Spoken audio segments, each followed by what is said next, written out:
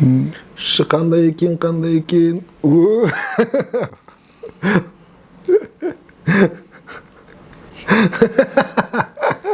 Сәлем достар! Сіздермен бірге Puzzle Life арнасы. Мен есімім Мали. Ал менің есімім Әділ. Соңғы кезде достар, біздің көрермендерімізге қайтадан осындай обзорлар ұнайтын болды. Білесіздер, біздің арнамыз ешқашан анандай жайский обзорлар істемейді. Сондықтан бүгін біз сіздердің алдарыңызға осындай қытайлық ерекше заттарды дайындап қойдық. Ерекше сусындар және осындай біз көрмеген не бұл? Бұны клёцкий деп айтады. Короче, қытайлық тамақ пен қытайлық сусындарды көретін боламыз. Сіз лайк басып арнаға тіркеліңіздер. Ал біз бастаймыз.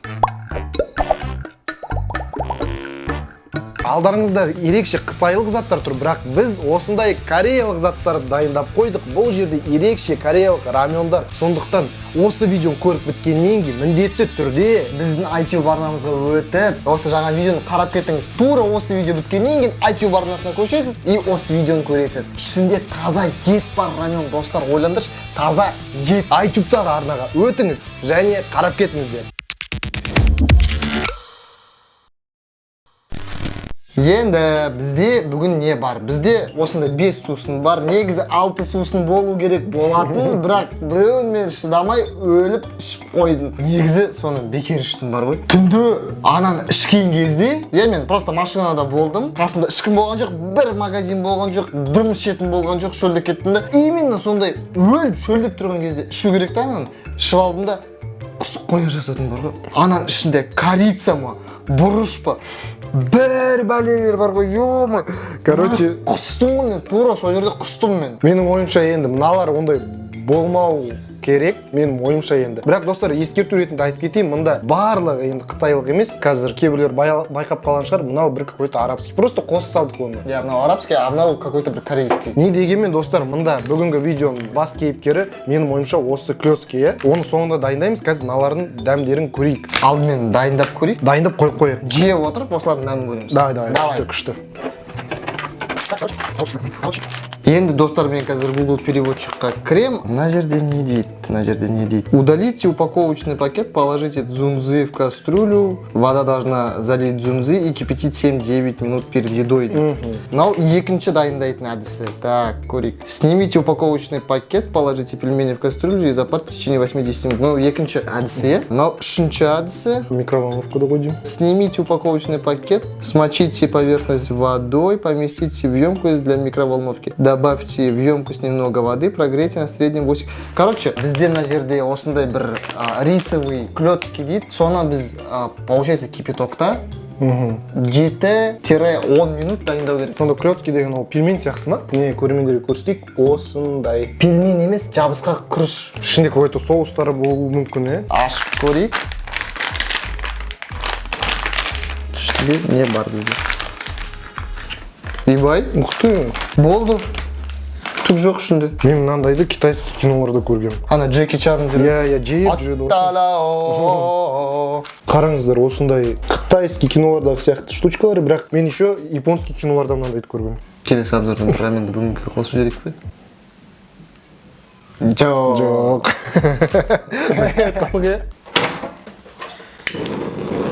Мынау қайнайды, одан кейін саламыз, Суымыз қайнайды ішіндегі. Кейін біз салатын боламыз. Айтпақшы достар, осындайды біз қытайлық магазин деп айтса болады, ана барған немізді. Қытайлық магазиннен көрдік. Осындайлардың бірнеше түрі болды, бірақ біз осындайды таңдадық. Ішінде өйткені тек қана күріш және көкөністер болды. Етпен алуға мен шынымды айтсам қорықтым қытайлықтікін. Ішінде не бар екен? Мынау ненің сонда нелер, жапырақтары? Жаман иіс пе? Жоқ. Ешқандай иіс жоқ. Вообще ешқандай иіс жоқ. Прям жабысып тұр ғой бір-біріне. Қарашы, мынау воск сияқты ғой, қарашы. Қолының бәрі. Воск сияқты прям. Міне осындай екен, достар. Міне қараңыз, осындай екен.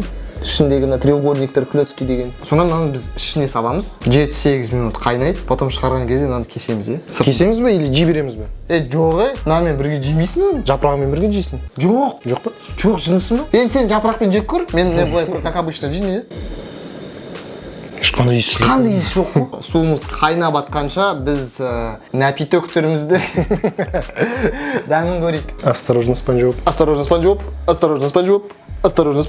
Мына жерде бізде осындай бір непонятный бір какой-то фрукт бар.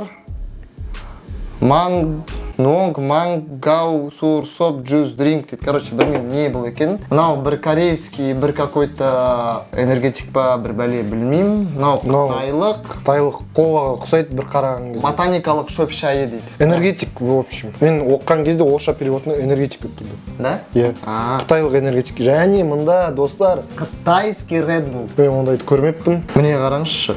Кәдімгі Red Bull'дың значогы тұр. Red Bull'дың значогы осындай ма? Иә, дәл осындай. Енді дәмі осындай бола ма, білмеймін. Ал мына сусынға келетін болсақ, бұл алмұрттан жасалған қытайлық бір сусын. Осы видео шынымен де көп лайк жинайтын болса, біз Алматыда реально қытайлық деген жерден заказ береміз. Давай солай істейік.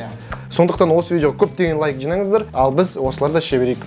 Неден бастаймыз? Қытайлық еместерден бастайық. Давай. Міне бізде осындай винут деймі міне. Но қандай жеміс екенін мен білмеймін. Сондықтан оның дәмін де достар білмейміз. Ты лицо не делай, ты, потому что это на тебя фокус идет. Черт. О, мощный звук шықты, Несі жақсы? Ё-моё. Мына қою ғой.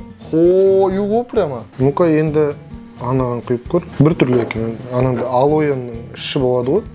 Сондайға ұқсайды.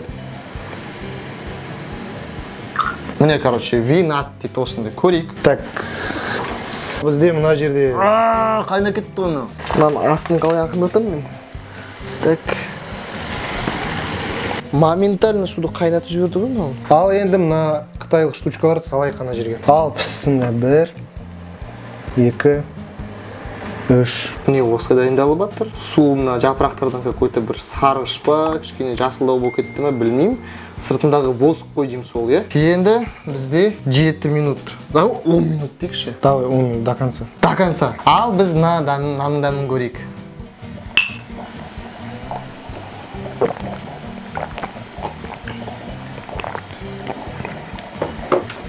Ауызда жағымсыз сезіледі, ана өзінің консистенциясы бойынша. Бірақ дәмі күшті бірақ. Андай қою кесел болады ғой. Кесел, тура кесел. Только алоэн дәмімен. Бірақ мынау қандай фрукт екенін білмеймін мынау. Шірттері бар, ауыз винат дейді. Давай тағы бір чуть-чуть. Напиток с добавлением сока сметанного яблока. Бұл сметанное яблоко. Қаймақ алма, короче. Кім қаймақ алма дегенді естіді, мынау соның дәмімен, короче.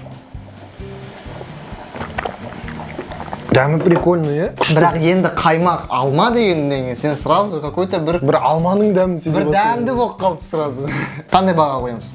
Давай, 1 2 3 орташа. Не себепті? Өйткені онша емес. Тәтті болса да онша емес. Енді келесі алғанымыз мынау болды, е бізде. Так, мынау бізде кофейный кола сияқты ма иісі бір бәле. Нифига себе. Мощный, е иісі? Неге екенін білмеймін, бірақ мынаның иісі мощный. Мощный, е. Еще. Ой. Адым.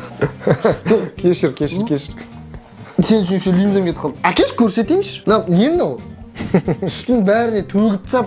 Ей, кетші. Жарайды, болады. Өмір естіп жүресің ғой, е. Короче, достар, ренжіме бетін ес камераны естіп тұтқан кезде. Почему-то мына сусына кирешкин иісі шығып тұр, байқадың ба? Не искеш? Кирешки андай. Беконның дәмімен ба? Таза трикол білесің бе? Жарайды, таза сусын төгілді ғой. Таза сусын? Дай, іш, құй. Іш. Ішпа құйма. Іш, әли. Нен ішем құйсай? Жоқ, ішінде кішкене қалып қалды, дәмі бұзылады. Іш деп тұр ғой, пустой стаканға. Напитоктың түрі осындай. Міне осындай. Что-то колаға кішкене ұқсай ма? Давай көрейік. Кола мен кирешки аузында араласып тұрған сияқты. Кофе қосылған кола сияқты, иә? Кофе қосылған. Прикольно. Маған ұнады. Маған да ұнады. Короче, кәдімгі кофе ғой мынау, салқын кофе. Бұл какой-то бір кәрістер осындай имбирный бір сондай нәрселер жақсы көреді ғой. Күшті. Маған ұнады. Бағасына келетін болсақ, 1 2 3. Басқа пікір жоқ, өте дәмді. Өзіңіз көріп тұрсыз, 2 рет іштік, тамсанып. Дәмі ерекше және жаман емес, жақсы. Енді қытайлық сусындарға көшейік. Бізде мында Қытайлық сусындарды ішіп көрген жоқпыз, әлі. бір рет те ішкен жоқпыз. Көбінесе бізде кореялық, арабиялық, түркиялық болды, Қытайдікін ішіп көрмеппіз. Мынандай сусын алмұрттың дәмімен Әлидің таңдауы бойынша алынған. Менің ойымша бұл примерно анандай нәрсе бар ғой, типа біздерде грушевый напиток, березовый сок, грушевый сок деп жазылып тұрады ғой, дәмсіз. Дәмі сондай болады, иә? Сондай болады ғой деймін. Жоқ. мынау не сияқты ғой? Иісін иіскесең жаман ба не? Бұл алмұрт емес. Яблочный сок сияқты, Басында непонятно болып қалады. Басында түсінбей қаласың. Алмұрт, именно алмұрт. Короче, мында қытайлық бірдеңке жазылып тұр. Какой-то заттар, енді оқиық. Так, очистить каждое мгновение дейді. Рок-конфеты Сидней дейді. Искус не дейді. Аударшы? Жоқ, сен емес. Мынаны ең негізгі атауын оқып көрейік. Рок-конфеты Сидней дейді. Бұл алмұрт сусынға бағамыз 1, 2, 3. Осындай күшті. 3 емес, қазір ойлап отыр. Жақсы деген сөз бұл. Келесі напиток мынау болсын иә бізде. Так, мына жерде не деп жазылып тұр бізде? Ванглаоджи. Шай шөптен жасалған энергетик. Қызықты дәмі қандай екен. Травяной чай, короче. Банкадағы чайларды біз іштік пе осы? О, дайын болды. Как раз сонымен ішеміз қазір, давай. Иә. Как раз қытайлық заттарға жеткен кезде бізде біздің клёцкіміз дайын болып қалыпты. Астын өшіртсек. Айбай, қаттырақ өшіп кетті. Байқасаңыз су жап-жасыл болып кетті. Ақырындап көтерейік. 8 минут деген. Аяғын алып тасташы, пожалуйста. 8 минут деген, бірақ біз 10 минут ұстадық. Пам-парам. Үйдегілерге біреуін қалдырайық, саған біреу, маған біреу. Давай мынаны ашып көрейік. Ашып құяйық. Просто кәдімгі липтон чай болады ғой. Чайная церемония істейік. Чайный церемония басқандай болады ғой. Мыналарды ашайық. Опа, аккуратно шешілді. Ыстығынай. Реально осылай тамақ дайындаймын мыналар. Көрейік. Пісіміне деп ашып көрейік. Осы күні алған кезде әділ екеуміз қырылып қалғанбыз. Ішінен прям пары бор құрап жатыр. Қандай екен.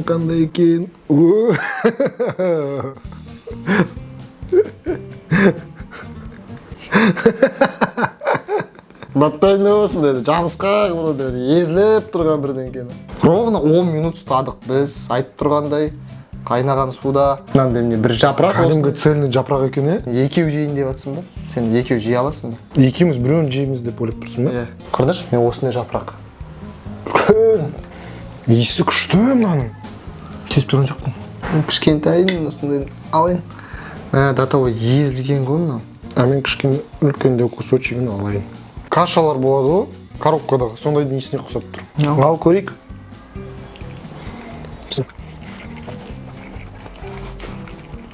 Жаман емес. Күріш сияқты крупалардың дәмі болады ғой. Иә, сондайдың дәмі мощный болып тұр, прям. Ішінде фасоль бар, ішінде жүгері бар. Пайдалы, полезный завтрактар бар ғой, сондай ұқсайды. Мұрынбоқ сияқты езіліп тұрғанын қарамаса, мән бермесең, былай дәмді. Мынаны көресің бе? Ана бабы ма деймін? Фасоль. В принципе, нормальный екен. Мен ойлағам, жабысқақ болған жаман болып қалама деп. Бірақ оказывается, сезілмейді да. Сезілмейді да, иә. Қараған кезде прям анандай бір клей сияқты. Ауызға салған кезде нормально. Ал енді мына шайдың дәмін көрейік.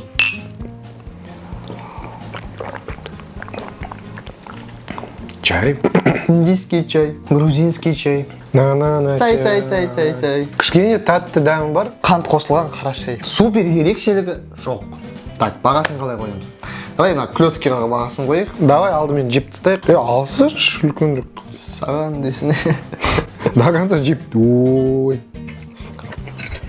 Прикинь, ана жерде етімен болды ғой, соны алсақ не болушы еді. Давай, мынадан бастадық, мынаған баға берейік. Давай. Клёцкиға бағамыз былай. Менде былай.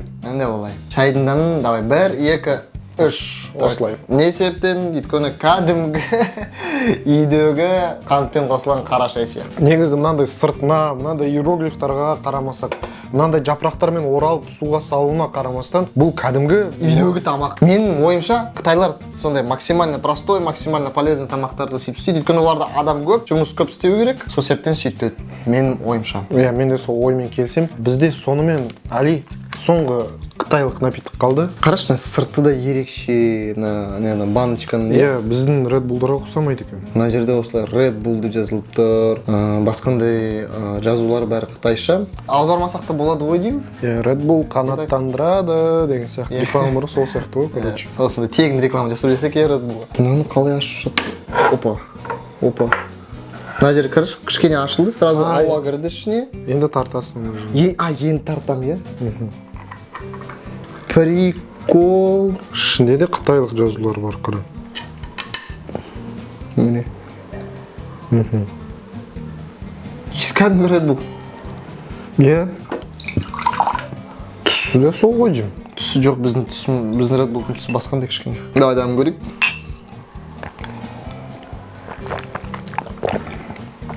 Газ жоқ. Иә. Прикинь. Газ вообще жоқ. Қалайша? Или газ кетіп қалған ба? Жоқ, қалай Бірақ ашылмаса кетпейді ғой. Ашылмаса кетпейді. Сен байқадың ба, ашқан кез пыст деген болған жоқ жаңа. Иә, түсті болған жоқ ана кәдімгі. Сіздер ішкен Red Bull сияқты емес, точно. Одан жұмыс. Дәмі тура сол ғой, тура кәдімгі Red Bull дәмі. Мен енді энергетиктерді жақсы көретін адам құсап, бағамды былай қояйын. Мен де былай қоямын, өйткені шынымен де ішкен кезде анандай газ кетіп қалған сусын ішіп отырған сияқтысың. Жоқ, шын солай. Иісі, дәмі, бәрі тура сол. Бүгінгі видеомызда ең күшті зат қайсы болды? Менің ойымша мынау Менсімен и мынау. Мына екеуі. үшінші орынға мынаны қойса болады. Иә, біреуі кореялық, біреуі қытайлық. Ал достар, егер жаңа видеомызды iTube'дан көрем десеңіз, міндетті түрде iTube'ға өтіп, мына астындағы сілтеме арқылы Не істейміз, қарап кетеміз. Ол жерде де бізде ең алғашқы YouTube'дан ертерек шығатын видеолар шығып отырады. Сондықтан кіріп қараңыздар. Біздің ойымызша үздікті таңдадық. Енді видеоның соңына жеттік. Не деп Енді айтайын? каждый қадам не істеп айтып отырасың ба? Міне мен отырдым, міне мен аяғымды создым, міне мен видеомды бітірдім. Мен мына жерді қиып тастаймын. Мен мына жерде видеомды қиып тастаймын. Ал достар, бүгінгі видеомыз бізде аяқталып бара жатыр. Сондықтан міндетті түрде осы видеоға лайк басыңыздар. Ал сіз лайк басып видеоларымызды көріп отырған сәтте біз уже бір жақта жүріп басқандай бір қызықты осындай дүниелерді тауып жатырмыз. Сондықтан арнамызға тіркеліңіздер. Ал бүгін сіздермен болған. Арнамызға тіркеліңіздер. Подписаться деген батырман. Подписаться деген қызыл батырман осылай басыңыз. Тіркеліңіз. Пікір қалдырыңыз. Ал бүгін сіздермен болған мен Әділ. Али, Бүгінге осы пазлға жазыл. Ой. Шындысына мен оны алмаймын, қалтырамын. Сен бұл монтаждайтын. Мен монтаждайтын. Хаза! Береш. Кетші. Береш. Я парень камень. Қозғалмаймын даже. Ай! Кім камень? Қазір клёцкен аузына қығам. Ана жерде қазір ыстық су батырайыншы, сен кеш. Кеш. Нельзя, сейчас в YouTube залу. Жарайды.